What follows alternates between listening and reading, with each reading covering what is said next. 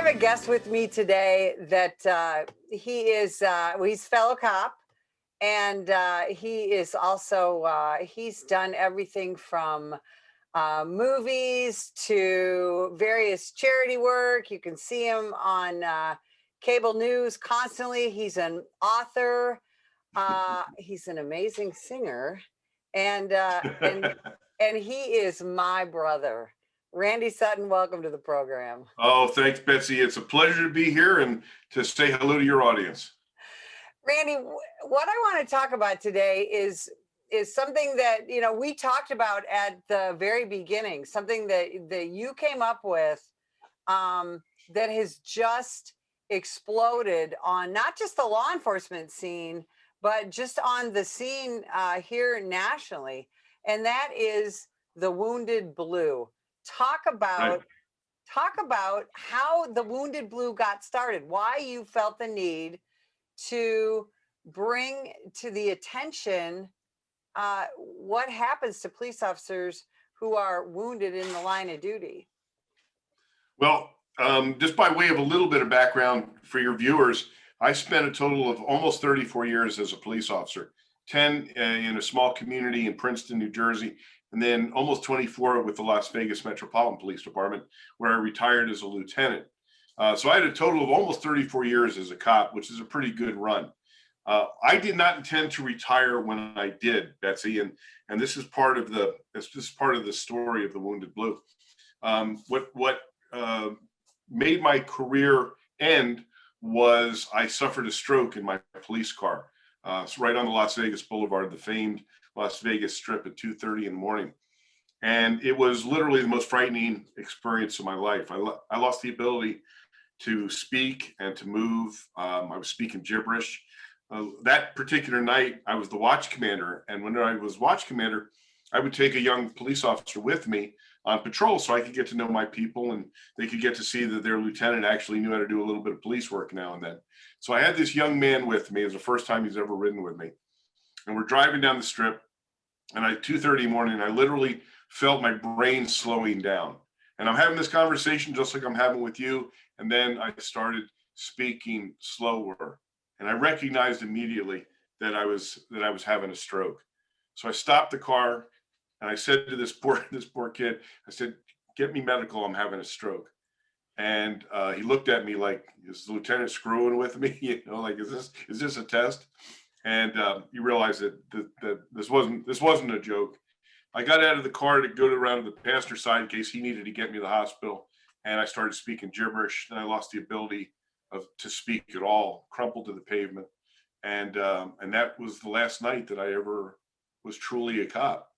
It ended my career. 3 weeks before that, my mother had died in my arms. 2 months before that, I'd been involved in a fatal shooting. So there was a lot of stuff going on. But they determined that I had a serious heart condition that I was unaware of, and that's what caused the stroke. Now, I tell you that because what happened next was something that I never expected, and that is my own department turned its back on me. They just refused to pay my medical bills. And they had to. They knew they were legally obligated to, they just didn't do it. They forced me to go to court and fight them. Meanwhile, they ruined my credit. Hospitals knocking on my door looking for their money. They didn't care who it was coming from. And to be abandoned by my own department was shocking to me. I went in to go see the sheriff, a guy who I'd served with for 24 years. And I looked him right in the face and I said, "Sheriff, how do you treat me like this? I almost gave my life for this department, literally on several occasions." And he looked me straight in the eye and he said, "Randy, this isn't personal, it's just business." And so it was shocking to me that they could treat me like this. Well, I eventually won. They had to pay my medical bills, and I became permanently disabled as a result. But that was my first taste of understanding how police officers are treated.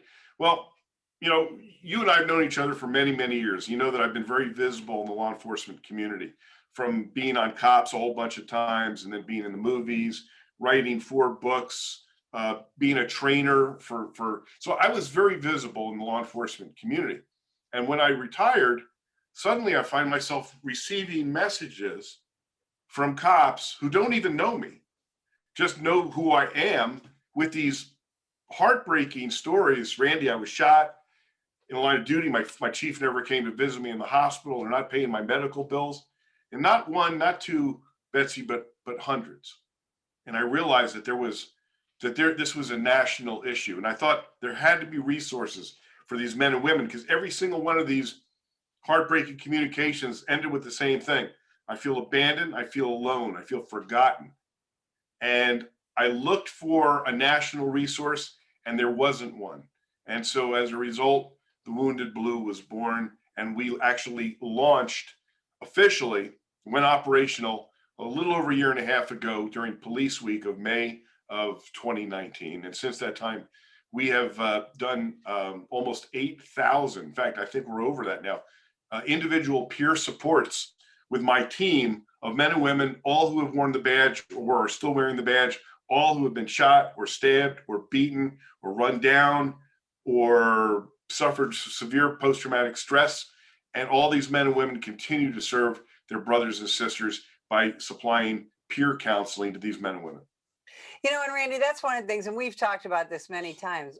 The law enforcement profession does a fantastic job of honoring and burying our dead, those who die in the line of duty. Yeah. But we're not always good at two other things. And one is supporting their family members. And number two is supporting the wounded who who also sacrifice, Yeah. can't come back and do the job. And I don't think people realize that. They think, well, if a police officer is wounded in the line of duty, certainly they must get, free insurance, and they must get a really nice pension, and they must get all these things and all this assistance. And that's just not true, is it? No, well, it depends on where you are. If you're in New York City, they have a strong union, they have strong workers' comp laws. So you're going to be okay there. At least, you're going to be taken care of financially. You'll get a certain percentage of your pay if you can't work any longer. There are other states that are pretty good, but there's a whole ton of states that aren't. I mean, even but this is actually one of the things that I fight all the time, and my organization fights all the time, because everybody believes that if you get shot or stabbed or you can't work anymore, then of course your city is going to take care of you, right? You're going to get the best doctors. You're going to be able to feed your family. And it's almost impossible for people to believe. I can't tell you the conversations I've had where I try to convince people that this is the reality, and they look at me and they go, "Oh, come on." And this has actually been a factor in our ability or inability to raise money, because many people actually don't believe it's possible. I mean, we have a great documentary film that I urge everybody to look at. It's on Amazon.com. It's called The Wounded Blue: Service, Sacrifice, Betrayed. It will shock you. I guarantee you, bring your tissues, but it will show you the truth about how officers are treated when they're physically injured, or, and this as well as I do, psychologically injured. Post-traumatic stress is as real as a bullet. And many departments still refuse to recognize that that's even an injury. It's really shocking. Well, and that's the thing. And that's one of the things that we're finding out is it's not just the physical injuries, but the mental health in law enforcement is a huge issue now. Yeah. And we're seeing more and more police officers, especially after this, this last year that we've been through, in the summer and the fall of riots and violence, and police officers, being injured in the name of Antifa or Black Lives Matter. Police officers in a federal courthouse as demonstrators set fire to it. Police officers who are permanently disabled, not only with post-traumatic stress, but with lasers in their eyes. So often it's a physical disability combined with that post-traumatic stress disability. What kind of difficulties are police officers seeing in proving, if you will, to their agency that they just can't work anymore because of the post-traumatic stress from what they've seen during that police career? Yeah, great. That's a great question, and a huge issue in law enforcement around the country. And once again, it depends on which state you're in. Like for instance, Minneapolis, where much of this insanity began after the George Floyd incident. Um, those officers were so abused by their city government and by the people that they serve, so abused that they have lost upwards of 20% of their cops. And many of these men and women are actually going out on a psychological disability because Minnesota happens to have a very strong law that actually covers that. You go a couple states away and they don't even recognize post-traumatic stress injury as a real injury. So there's no national coverage. There's no national blanket of even recognition. In fact, this is going to shock some of your viewers, and probably others will see themselves in this. But there's a lot of departments that you can go in and ask your chief for help. Remember, out of the 18,000 different police agencies in this country, 80% of them have less than 20 cops. So, you can go to see your chief and say, Chief, I'm having issues with that incident I was involved in, or that, the cumulative stress. And that chief can say, really? Oh, Randy, I'm sorry to hear that. You're fired. Yeah. And it's happening. It's happening in various places around the country. And very often these disabled officers, this is all they've ever done. This is all they know how to do. Exactly. Right? Exactly. So we fight. That's one of the things we as an organization do, is we fight for these men and women. We called our SEAL approach: support, education, assistance, and legislation. But I got to tell you, we're fighting a really uphill battle. Besides the dysfunctionality in Washington that exists, there was a bunch of bills that were pro-police, and you know what happened to them. There's nobody being more abused by the system than law enforcement officers. I just had something shocking happen 2 days ago, Betsy. My head is still swimming. We had gone to the American Bar Association and said, you know what, we would like to do a partnership with you guys, to attorneys around the country, because our cops who are getting injured and disabled in line of duty don't know what their rights are. So we'd like to work with you. We're not asking for anything as other than we want a resource list of lawyers around the country that will see cops and help them. So we negotiated, and we came up with an agreement, we signed everything. And yesterday, 2 days ago, they called me back and they were hemming and hawing, and we received so much pushback from attorneys about the police that we can't do this. So the American Bar Association, those lawyers are now turning their backs on injured and disabled officers around the country. It makes me sick. All in the name of politics. All in the name of woke politics. Oh, well, we can't help the police. You mean all those men and women who are literally sacrificing their lives and their safety every single day? You attorneys who took an oath to defend. It makes me sick, Betsy. What these men and women are going through today, the challenges that they're facing, not just internally but externally, it's really disheartening. I know that you and your organization work to make their lives better, and for that, you and Dave have saved so many lives with your training, and that's exactly what we need to continue. We can't be defeated by politicians and lawyers and the media. We have to fight back. Well, and that's why, this audience is so important, because, we're always asking people to see how can you best support your law enforcement, your local law enforcement, and then how can you support law enforcement nationwide? And that's what we want people to know. I think a lot of pro law enforcement people think, well, these officers are, they're taken care of by their communities and they're taken care of by their agencies. And, Right. now as you're explaining, that's not necessarily true in all jurisdictions. So one of the things the Wounded Blue does is you do this on a very grassroots and very often an individual basis. You work hard to bring some joy into some of these disabled and wounded officers' lives. And one of the many ways you do it is you use my favorite, you use the puppies. Talk about talk about your service dog program. Well, we had a veterinarian here in Las Vegas, where I'm still based out of. Um, we had a conversation with this guy. He's besides being a veterinarian, he's also a sworn reserve officer in another jurisdiction, and loves the police.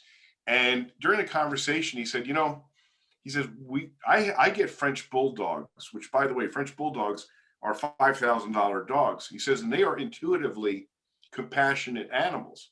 He said, we work with breeders, and they only breed them a couple times, and then we want to find homes for them. And the light bulb went off, and I said, wait a minute, they can be canine companions, right? They can bring joy and love to an injured or disabled officer and their family.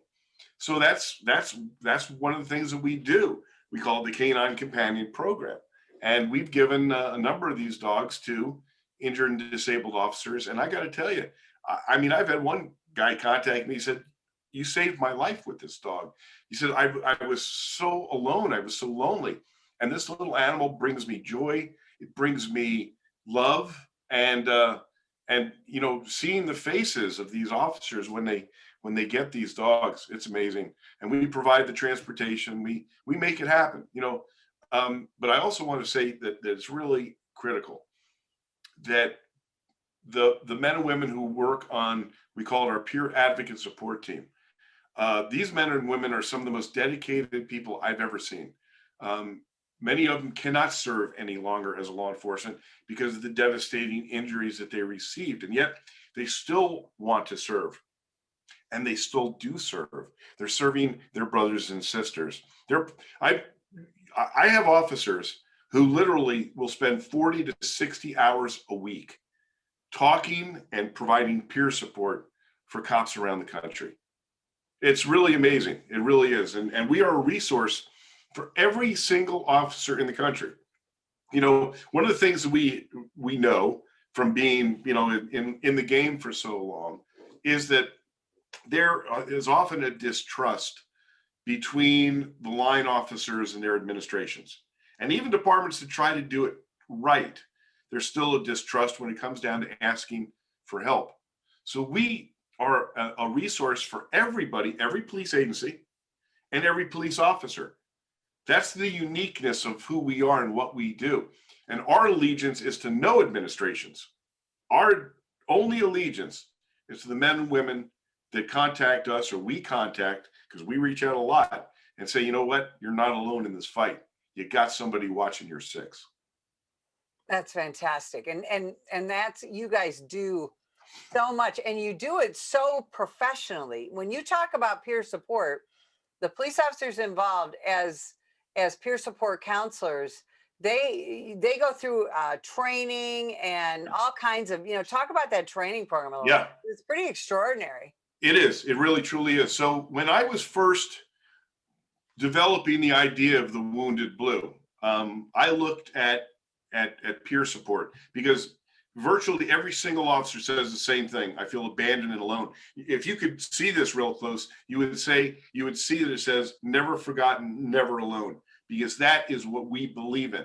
And so that peer support is so vitally important, especially because these men and women who have been injured or are psychologically scarred feel like they can't talk about it with anybody. So that's a really critical part. But who is it in our police world that really developed, I think, the best peer support system for law enforcement? And that's the concerns of police survivors, who, yes, when an officer dies in the line of duty, they're there for the rest of the family's lives.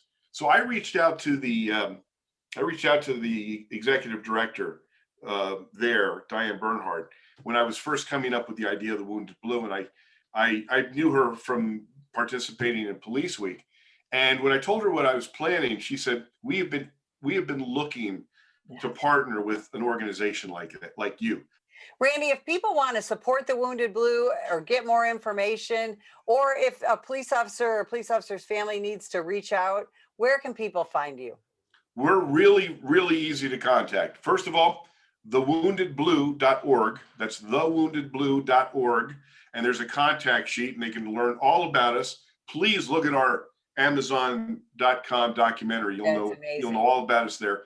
But also Facebook. We have a great Facebook page. People are really engaged on it. Thewoundedblue.org, The Wounded Blue. And if they want to contact me personally, I'm Randy at thewoundedblue.org. And if they want to support, they can donate there. They can send a check to the Wounded Blue. We desperately need funds.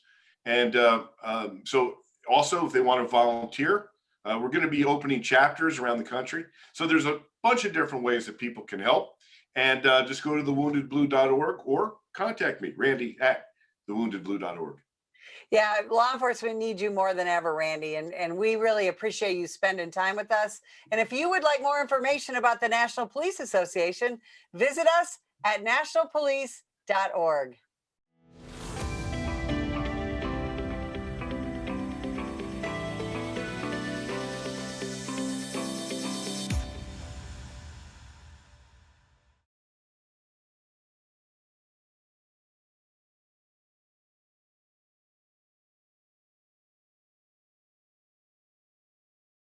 This year, over 50,000 law enforcement officers have been assaulted while on duty.